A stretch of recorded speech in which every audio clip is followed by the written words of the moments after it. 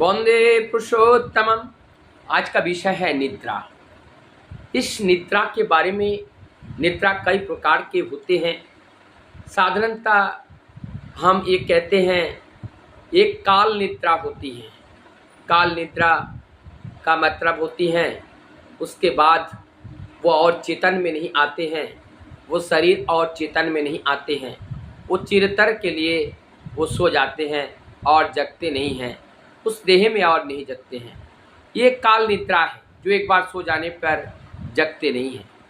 निद्रा को अगर हम देखें, हमारी जो गुण है रजगुण, तमगुण, सतगुण, इस गुण के आधार पर भी हमारी निद्रा को विभाजन किया गया।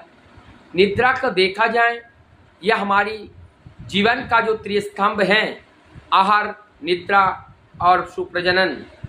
तो ये जो आहार, निद्रा और सुप्रजनन जो तीन स्तंभ हैं, तीन पिलर हैं, there is a three pillar of our life. ये जो थ्री पिलर हमारे जीवन को खड़ा रखती हैं। तो इस निद्रा को हम कैसे, कितना मात्रा में निद्रा को ले, साधन जीवन में हमारी निद्रा कितनी होनी चाहिए और ये निद्रा हमारी साधना के पथ पर कितना बाधक है, ये सारी चीज़ को देखने का हम प्रयास करेंगे।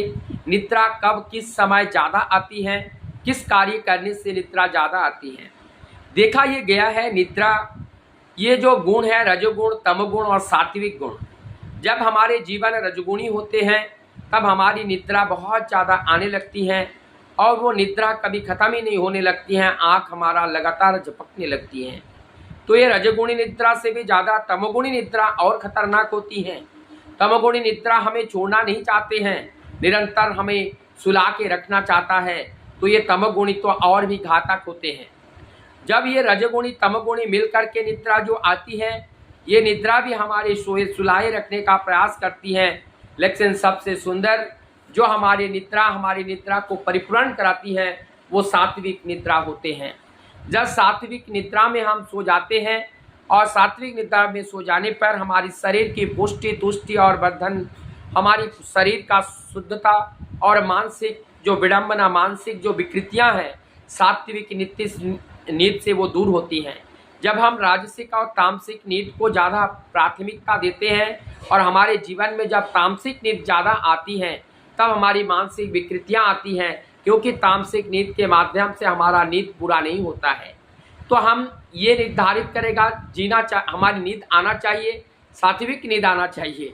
तो सात्विक नींद को लाने के लिए इस जीवन को सात्विकता के साथ युक्त रखना पड़ेगा। जब तक हम अपने इस देह को सात्विकता के साथ जुड़ करके नहीं रखेंगे, तब तक हमारी सात्विक नींद आ नहीं सकती है।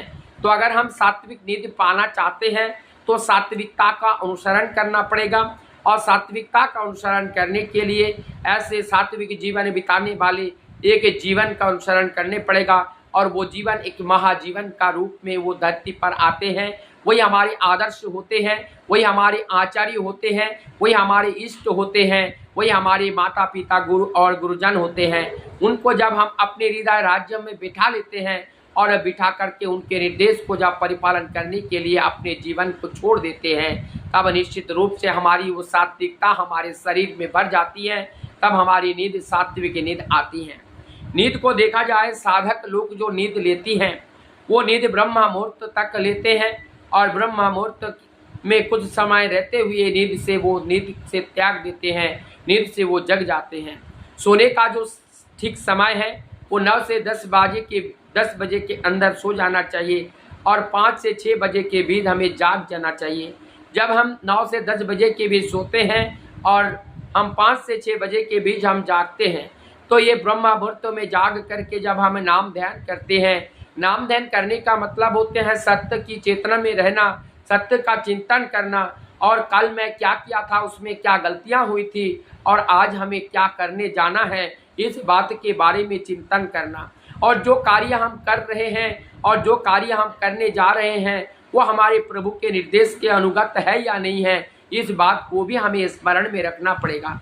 यदि वो कार्य हमारे प्रभु के निर्देश के अनुरूप में नहीं होता है तो उस कार्यों में वर्तमान में लाभजनक होने के बावजूद भी उस कार्य का त्याग करके हमें उस कार्यों को करना है जिस कार्यों को करने से हमें सत्य के प्रति अगड़ रह करके हम अपने जीवन को चला सकते हैं। जहाँ पे सत्यता विद्यमान रहती है, क्योंकि सत्य के बिना इस जीवन को चलाना बड़ा कठिन है।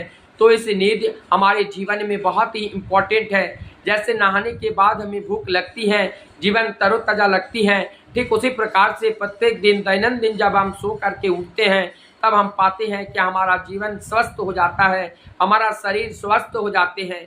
जब हमारा शरीर स्वस्थ होता है तो मन स्वस्थ होते हैं, और जब मन स्वस्थ होते हैं तो उस मन से हम प्रभु का कार्य बड़े सहजता के साथ कर पाते हैं।